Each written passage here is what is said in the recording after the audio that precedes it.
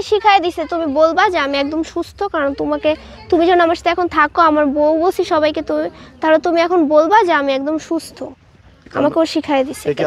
না, ও সুস্থ না। তুমি তো তার সাথে ছিলা। একদম দেখতে সুস্থ, বাট ও সুস্থ না, ও এখনো সুস্থ না, ও সুস্থই। আমি দেখছি তো, আমি নিজের থেকে তো দেখছি। নারীদের প্রতি তার মানে কেমন মানে তুমি একটু বলো তো, তুমি তো তার সাথে ছিলা। আমার কাছে মনে হয় না যে ও সুস্থ। তোমার কাছে মনে হচ্ছে না? না, মনে হচ্ছে না। তাহলে কোন নারীটা তার কাছে যাবে?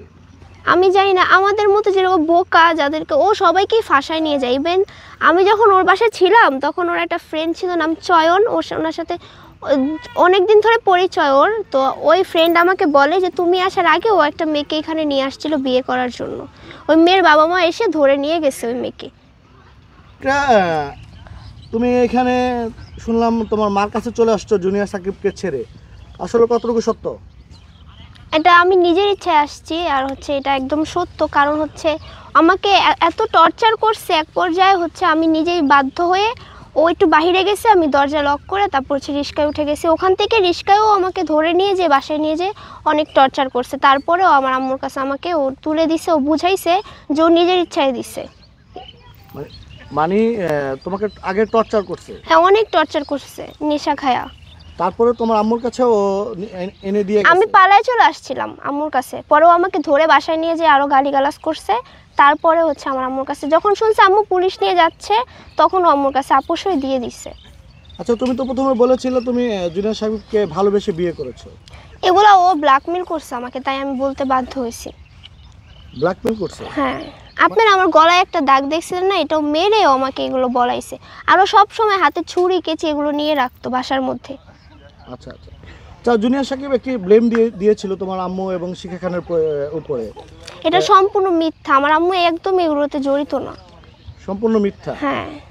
আচ্ছা, জুনিয়র সাকিব কিন্তু সেদিনকে তুমি একদম নববধূ সেজে তোমাদের কেক কেটে বিবাহ উদযাপন করেছো এবং কাবিননামাও শো করেছে সাকিব, সেটা কি বানানো ছিল না অরিজিনাল ছিল? এটা বানানো ছিল। কাবিন আমাকেও তো বলছে যে ও আমাকে বিয়ে করছে, কিন্তু আমি খোঁজ নিয়ে দেখি যে আসল জায়গায় বা আসল খাতায় আমাদের কাবিন নাই বা কোনো নামই নাই।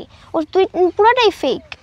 কাজী অফিসে করছে, ও কোনো কোর্ট ম্যারেজ করেনি। কোর্ট ম্যারেজ করে না, আর কেউ ছিল না, বন্ধু বান্ধবও ছিল না, ও আর আমি ছিলাম। কোথায় করেছে একটু খুলে বলুন বিষয়টা। জায়গাটার নাম কোথায়? এটা কোটকাচারি রোডে। আমি জায়গাটার নাম জানি, আমি কিছুই চিনি না ঢাকা শহরে। ওই নিয়ে গেছে আমাকে। মানে কাজী অফিসে আপনাকে হ্যাঁ বিয়ে করে?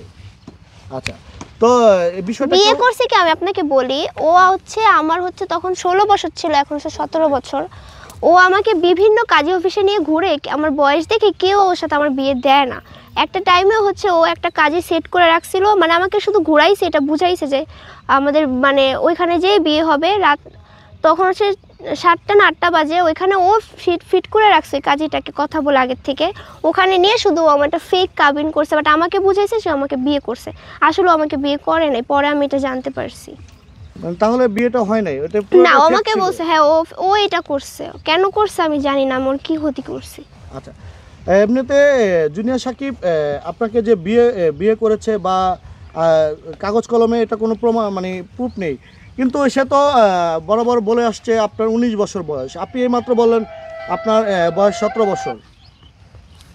ও তো এটা বলবে, আমার আসল জন্ম নিবন্ধন 2007 আছে, আর ও আমাকে বিয়ে করছে 2005। এটা নতুন জন্ম নিবন্ধন বানায় তারপর ও করছে এটা। আমরা আমরা আমরা তো আপনার মার কল রেকর্ডও আমরা শুনেছি। আপনার মা সাকিবকে বলেছে যে অরিজিনালি জন্ম নিবন্ধন আপনার মার কাছে। হ্যাঁ, মার কাছে। আসলে ছেলে সন্তানের জন্ম এবং কবে কি সাল এগুলো বাবা মাই জানে, ভালো জানে। তো সাকিব জানার কথা না, তো সে কিভাবে বড় গলায় বললো যে আপনার 19 বছর বয়স? ও সব কিছু পারে, ও এমন ভাবে বলে যেন এটা সত্যি। আমি তো ভাবছি আসলে মনে আমাকে বিয়ে করছে, পরে দেখি যে না, পুরাটাই ফেক ছিল। আর একে 3বার আমার সাথে এরকম করছে। একে 3বার করেছে? হ্যাঁ, প্রথমবারও আমাকে ফাঁসায় নিয়ে মানে মিষ্টি মিষ্টি কথা বলে নিয়ে গেছে একবার। তারপর আমার আম্মুর কাছে আমি আবার চলে আসছি, তারপর আবার নিয়ে গেছো আমাকে যে তুমি যদি না আসো আমি মরে যাব, আমি ফাঁসি দিব, আমি এই করব, বিষ খাবো, আমি তোমাকে ফাঁসায় দিয়ে যাব। এগুলো শুনে আমি ভয় পেয়ে আবার চলে গেছি। আম্মু আবার পুলিশদের ধরে আনছে, এবারও সেম করছে, একে 3বারও আমার সাথে এমন করছে। আচ্ছা, এগুলো করার কারণ কি ছিল আপনার সঙ্গে? আমি জানি না ও কেন আমার সাথে এরকম করছে। আমি এটা জিজ্ঞেস করছি যে তুমি কেন আমার সাথে এমন করছো, তো ওখানে বলে যে ভালো হয়েছে, আমার ইচ্ছা হয়েছে তাই আমি এমন করছি।